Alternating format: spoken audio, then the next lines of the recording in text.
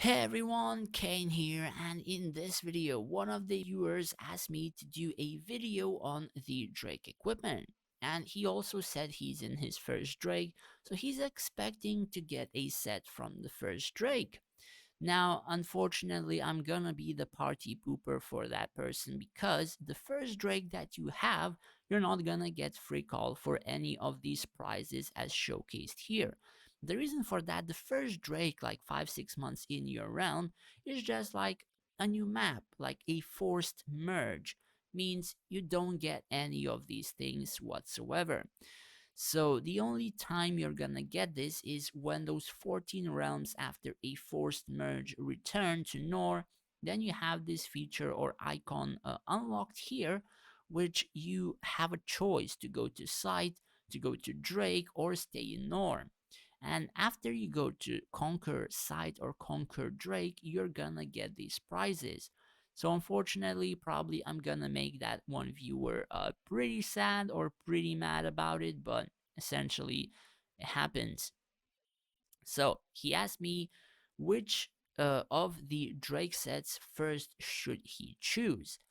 Now, this question is probably very hard to answer without almost any context whatsoever on a person's account. Simply because, for example, if I would tell the person, right, that a Drake Gladiator set is pretty friggin' like dope, pretty tanky, pretty overpowered or broken in terms of what the set can provide. Like those blocking 90% or almost 100% incoming damage is pretty overpowered. But then if he would show me later his hero research and it's like 500 on Mage and like 200 on Gladiators, of course that would be a pretty bad decision. So again, you have to take note on what you have on your account and what information may be relevant for you. The same way, you have to realize that the build you're going for with your formation, and yes, I always aim for people to actually think about things and formation and building and all that kind of stuff instead of say, yes, this is overpowered, yes, you should get this, without literally any context and eventually, might mess up the players. I don't really try to do that much, so that you cannot really expect that from me. So, into the sets. The Gladiator set has a pretty overpowered skill that makes most gladiators incredibly tanky, and if a lot of your gladiators have these sets, or at least the 2-piece set, it's very hard to bypass them, since the later you go on to the game, the more healing the gladiators get from a variety of places, and just reducing like huge amounts of incoming damage for like 1.5 seconds. Sure, this seems pretty low, but during the fight, it is incredibly like overpowered. So, for example, 1.5 seconds in a PvP fight is actually 3 seconds in real life because it goes, I suppose, at zero point 0.5 speed for PvP to actually have you thinking what to cast, checking the field, and all that kind of stuff. So, essentially, that 1.5 seconds could mean very little to you. However, during that fight, you may actually notice like 3 seconds of in real life time that this would be active. Not in the battle time, but in real life time. So essentially, sometimes you may wonder that it lasts for too long, but it doesn't really. So yeah, for that one, if you're going for gladiators, if you're going for Rufio, all that kind of stuff, this is probably one of the first few better sets that you should get. However, if you're not going for Rufios, and probably I wouldn't really advise for very, very low castle levels, it's really not that efficient, then essentially there are a couple of other choices you can make. The Rogue set. This was the first set I ever got on my account because rogues were like pretty dope whenever I came to the game. That was a lot before the mages became the meta and the mages were literally breaking every event whatsoever. Now the set kind of is so, it's not really that powerful. At my stage in the game, like 11 million core power and below, or even like 11 and a half now, this isn't really that powerful. Like, sure, it can make Bashrik pop off once in 20 fights, but once in 20 fights, man, honestly, stay away from this set. If it's your first set, I wouldn't really advise it for you. Now, the Mage Set, there's a couple of things to cover on this. So, essentially, since it's the mage meta, right? You probably think that the mage Drake set is actually pretty incredibly overpowered and you should always get it, right? No. The thing is, most overpowered mages don't actually use this sort of a set. Now I can show you my Valerie. As you can see here, I have two Drake sets on my account, but I'm not actually using a Drake set on Valerie.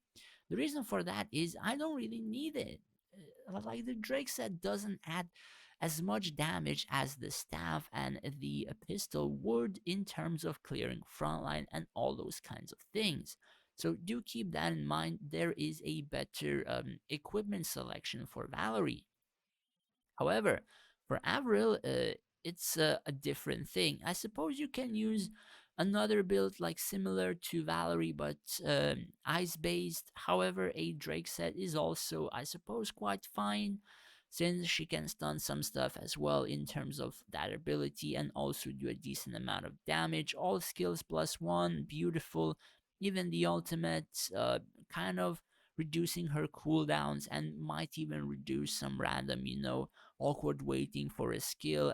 The thing is, I kind of like to get my skills off as fast as I'm able, especially Avril's, and then wait for like some other heroes 5 seconds or whatever. Sometimes I do believe this actually saved my Avril from dying in terms of her having the Manalock Codex or Malanok Codex. God damn this name.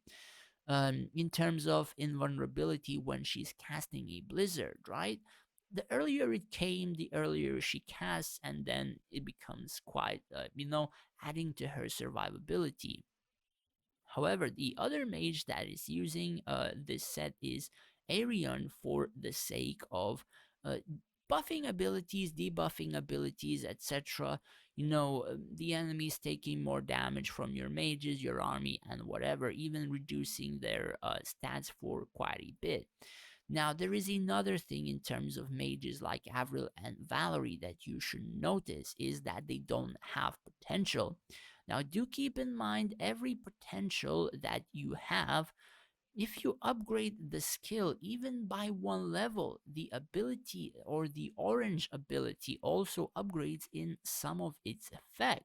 So, for example, right, 1 second, let's just go to moment which can be a better choice. Yeah, tainted blood. So rather the easiest choice would be checking this, right? Level 10, 100%, 7 seconds, 20%. Now this is exalted ability.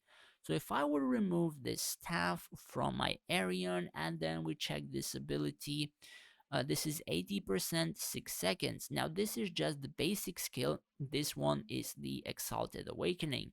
So, it went down by 2%. Now, do keep in mind, while Blood Curse is active on the enemy, which spreads for quite a bit and quite fast, magic damage done to the inflicted unit is increased by 18%, so I lose like 2%. And I have a lot of mages on my field, and they do a lot of damage. Now, 2% doesn't really seem like a lot, but eventually, like literally any damage increase eventually would add to the damage. Though I'm not telling you to get this set for Arion as your first set or whatever. I do believe there are better choices like Avril and etc. Maybe, just maybe in the future, Valerie could get something pretty beast like in her own potential as well. Who knows? I don't know. I'm just, thinking about it. That's why I kind of got two sets and eventually see whether or not it was okay or not. After that, we have a general set, which is also a doozy because the general 2 set piece grants a bonus to your archers and reduces some of the control effects that the troop may have. The thing about this is actually pretty good on something like a talk, especially if you're playing Rakan, because I don't think that there is any Tortoise Mastery +1 or Heavyweight +1, and since he has potential, this can actually help out quite a bit at the moment.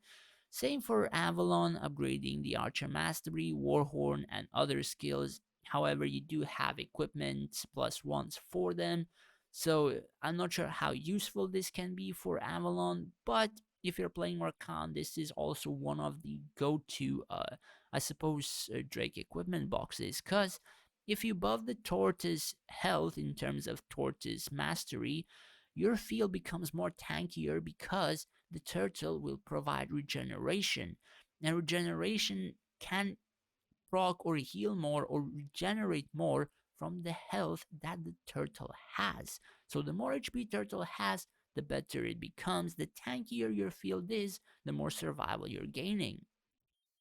The Paladin set, probably one of the worst things that you can select. I'm not even gonna read this set. It's not really that good, not really that useful. Probably one of the last few sets that you should pick up. Honestly, like god awful. Sage set. Now the thing is, this is pretty good for buffing your backline. Now the thing about buffing your backline is also, heroes like sages, none are really that pretty powerful or really that good to actually make a huge difference on your field. Sure, there is Floras, god damn it.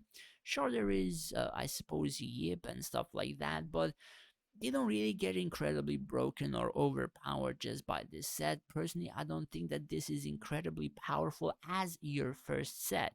Eventually, you're gonna have to probably want this for something like Floras, but not in the very first few sets, at least. Like, I would suggest Gladiator, Mage, General as like the first three sets in whatever way you want to acquire them, and then perhaps a Necromancer set if it does come to after that.